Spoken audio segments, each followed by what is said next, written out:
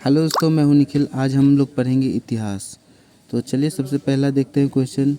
भारतीय पुरातत्व का जनक किसे कहा जाता है? आप यहाँ पे देख सकते हैं, भारतीय पुरातत्व का जनक किसे कहा जाता है। तो ऑप्शन ए अलेक्जेंडर कनिंघम नहीं, option B James Prinsep, option C John Marshall, option D Mortimer Wheeler. तो इसका ऑप्शन ए हो जाएगा अलेक्जेंडर कनिंघम। इसके बारे में कुछ जानते हैं। अलेक्जेंडर कनिंघम को भारतीय पुरातत्व जनक कहा जाता है। अलेक्जेंडर कनिंघम ने भारत में वर्ष 1861 ईस्वी में भारतीय पुरातत्व एएसआई, इसका एएसआई शॉर्ट फॉर्म है, की स्थापना की और इसके पहले महानिदेशक भी बने। क्वेश्चन नंबर 2 देखते हैं। निम्नलिखित में से कौन सा भारत में पुरातात्विक महत्व का एक पुरापाषाण स्थल है? आप लोग यहाँ देख सकते हैं। इसका आंसर हो जाएगा हुनसांगी। तो चलिए हुनसांगी के बारे में कुछ जान लेते हैं। हुनसांगी पुरापाषाण कालीन स्थल हुनसांगी कर्नाटक राज्य में स्थित है। चिरांद बुर्जहोम तथा मेहरगढ़ नवपाषाण कालीन स्थल है, जो कि आप यहाँ पे देख सकते हैं ये सब। तो इसका बाद ऑप्शन 3, क्वेश्चन नंबर 3 देखते हैं। प्राचीन काल में कम्मक्कर शब्द का संबंध डैश से था? तो इसका आंसर हो जाएगा भूमिहार खतिहार मजदूरों से, जो कि ऑप्शन बी में है। तो और इसका बारे में जानते हैं। कम्मक्कार एक तमिल शब्द है जिसका संबंध भूमिहीन खतिहर मजदूरों से था। ये लोग जमींदारों से खेतों में कार्य करते थे और इन लोगों का नगद या किसी वस्तु के रूप में भुगतान किया जाता था। क्वेश्चन नंबर 4 देखते हैं। लोह युग का यह नाम इसलिए दिया गया है क्योंकि इस समय दौरान मध्य पूर्व और दक्षिण पूर्व यूरोप में औजारों तथा हथियारों में मुख्य रूप से डैश की जगह लोहे की इस्तेमाल होने लगा था। तो यहाँ का आंसर होगा कांसे। कांसे मतलब लोहा होता है, तो मतलब कांसे भी एक प्रकार लोहा ही है। तो चलिए क्वेश्चन नंबर और कांस्य युग के बारे में कुछ जान लेते हैं हम लोग। कांस्य युग के पतन लोह युग के मार्ग प्रशस्त किया था। लोह युग के दौरान मध्य पूर्व और दक्षिण पूर्व यूरोप में औजारों एवं हथियारों में कांसे की जगह लोहे का उपयोग होने लगा था। तो क्वेश्चन 5 यहाँ देखते हैं। सिंधु सभ्यता के लोग डैश बनाने के लिए तांबे और टिन को मिश्रित करते थे। तो यहाँ पे हो जाएगा कांस्य, सीसा नहीं होगा, कांस्य होगा इसका राइट आंसर। तो इसका आंसर राइट कैंसर हो जाएगा। सिंधु घाटी सभ्यता के लोग कांसे बनाने के लिए तांबे और टिन को मिश्रित करते थे। सिंधु घाटी सभ्यता के प्रमुख केंद्र हड़प्पा होने के कारण इसे हड़प्पा सभ्यता भी कहा जाता है। तो यहाँ पे क्वेश्चन नंबर 6 देखते हैं। माइक्रोलिथ देश का इस्तेमाल शुरुआती इंसानों द्वारा किया जाता है। तो यहाँ पे देखिए इसका आंसर हो जाएगा छोटे पत्थर के औजार। माइक्रोलिथ छोटे पत्थर के औजार होते थे। इनकी आकृति ब्लेड के समान होती थी। यह उपकरण वास्तव में छोटे व नुकीले होते थे, जिनका प्रयोग शुरुआती मनुष्य द्वारा शिकार करने में किया जाता था। तो क्वेश्चन नंबर 7, मोहनजोदारो का नाम का अर्थ डैश भाषा में मुर्दों का टीला है। तो यहाँ सिंधी भाषा में मुर्दों का टीला होता है। सिंधी भाषा में मोहनजोदारो का अर्थ मृतक का टीला है। संदेह स्थल मोहनजोदारो की खोज वर्ष 1922 ईस्वी में राखालदास बनर्जी ने की थी। संदेह स्थल मोहनजोदारो की खोज वर्ष 1922 ईस्वी में राखालदास बनर्जी ने की थी। मोहनजोदारो पाकिस्तान के एक सिंध प्रांत के लड़काना जिले में सिंधु नदी के तट पर स्थित है। लड़काना जिला सिंधु नदी के तट पर स्थित है। निम्नलिखित में से प्राचीन भारत की कौन सी लिपि दाई और बाई से लिखी जाती है? तो यहाँ पे ऑप्शन हो जाएगा खरस्थी, जो कि दाई से बाई और की ओर लिखी जाती है। खरस्थी इसका राइट आंसर हो जाएगा खरस्थी। तो यहाँ पे आप प्राचीन भारत में खरस्थी लिपि दाएं से बाएं लिखी जाती थी। इस लिपि को पढ़ने का श्रेय जेम्स प्रिंसेप को जाता है। निम्नलिखित में से कौन सी सभ्यता अपने नगर नियोजन के लिए प्रसिद्ध है? तो इसका आंसर हो जाएगा सिंधु घाटी सभ्यता। तो इसके बारे में कुछ जान लेते हैं। हड़प्पा या सिंधु घाटी सभ्यता एक नगरीय सभ्यता थी। नगर नियोजन की व्यवस्था सिंधु घाटी सभ्यता की एक प्रमुख विशेषता थी। सिंधु घाटी सभ्यता के दो प्रमुख नगर हड़प्पा और मोहनजोदारो थे। क्वेश्चन 10, किस स्थान से हड़प्पाकालीन रथ की एक प्रतिमा प्राप्त हुई थी? तो दैमाबाद से हुई थी। दैमाबाद महाराष्ट्र हड़प्पा सभ्यता की दक्षिणतम स्थल है, यहाँ से रट की मूर्ति प्राप्त हुई थी। ऋग्वेद काल में रवि नदी को क्या कहा जाता था? तो इसका आंसर हो जाएगा अस्किनी नहीं, इसका विपाशा नहीं, पुरुषनी हो जाएगा इसका आंसर। और इसका प्राचीन नाम और आधुनिक नाम यहाँ दिया हुआ है। अस्किनी का हो जाएगा चिनाब, विपाशा का हो जाएगा व्यास, वितस्ता झेलम, सर्दिनारी, गंधक, गोमती, गोमल। उपनिषदों को केंद्रीय विषय क्या था? ईश्वर एवं इसके अवतार। तो इसका आंसर हो जाएगा दर्शन एवं ज्ञान।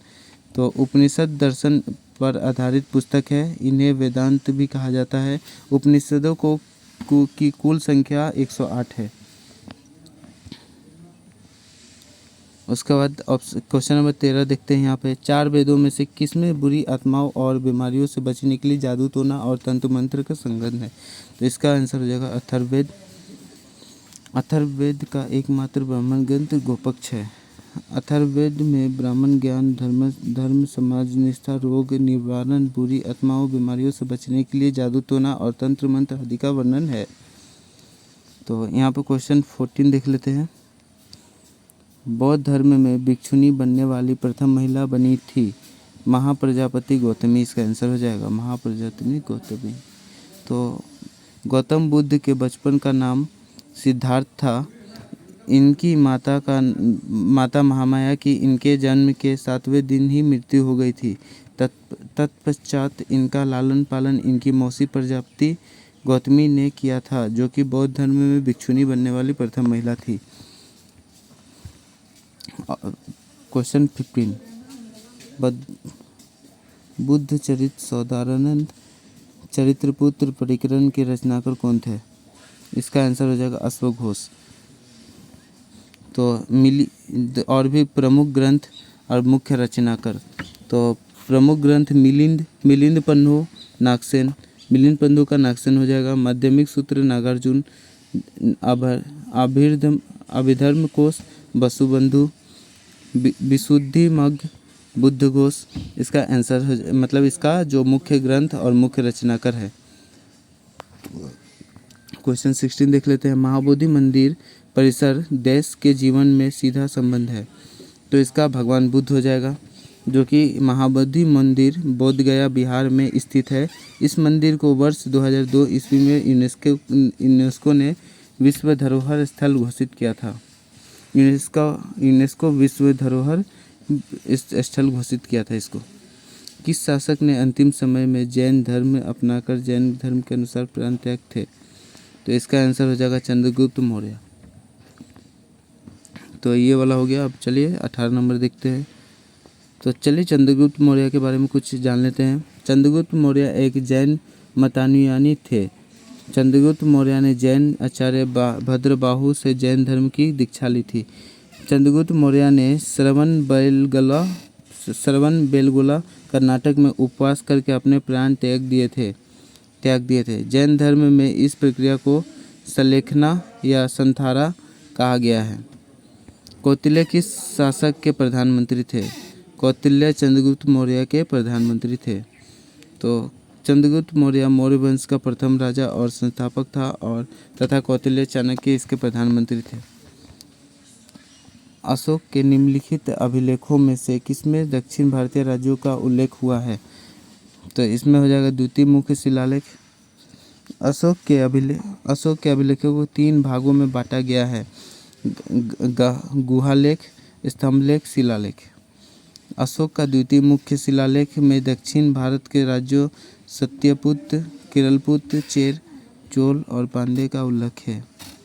इसके अतिरिक्त इस शिलालेख में मनुष्य, पशु तथा की चिकित्सा तथा लोक कल्याणकारी कार्यों में उल्लेखित है। निम्नलिखित में से कौन सबसे प्रसिद्ध शासक था जिसने कठियावाड़ में सुदर्शन झील का जीर्णोद्धार करवाया था? तो इसका आंसर हो जाएगा रुद्रदमन प्रथम।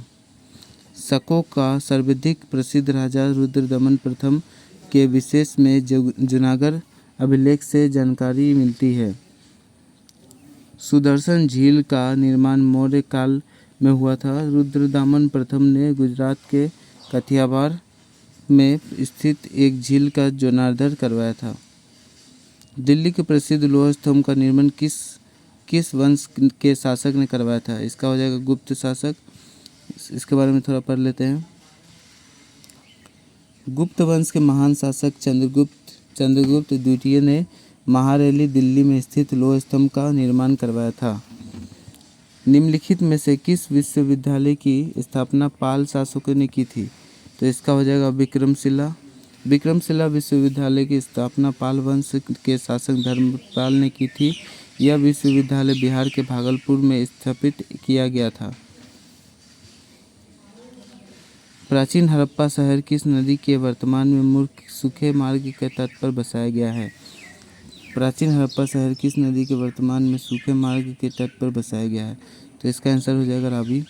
तो इसका अन्य प्रमुख संदेह स्थल एवं इनके समीप स्थित नदी मोहनजोदारो सिंधु नदी, आलमगीरपुर हिंदन नदी, कालीबंगा घग्गर नदी, लोथल भगवा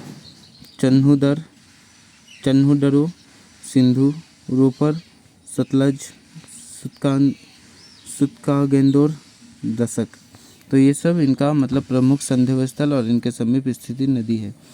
पुरापाषाण काल का विस्तार 2 मिलियन वर्ष पूर्व से लेकर लगभग 12,000 वर्ष पूर्व तक है। समय की इस लंबी अवधि को आरंभिक, मध्य और उत्तर पाषाण काल का विभाजित किया गया है। समय की यही लंबी अवधि मानव इतिहास का 10% कवर करती है। तो 99% कवर करती है। इतिहासकारों ने भारतीय पाषाणकालीन संस्कृति को 3 कालों में विभक्त किया है: पुरापाषाण काल, मध्यपाषाण काल, नवपाषाण काल। हड़प्पा वासियों को तांबा संभवतः वर्तमान समय के देश से प्राप्त होता था। तो ये राजस्थान से प्राप्त होता था।